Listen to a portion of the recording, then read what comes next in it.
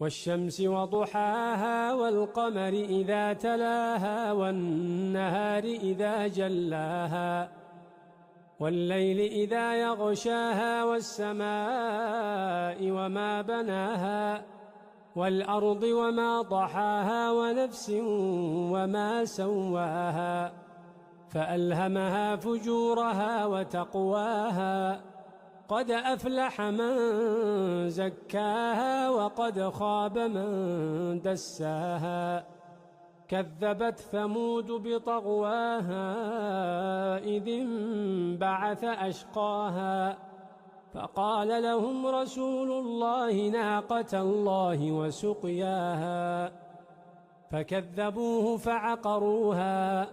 فدمدم عليهم ربهم بذنبهم فسواها ولا يخاف عقباها.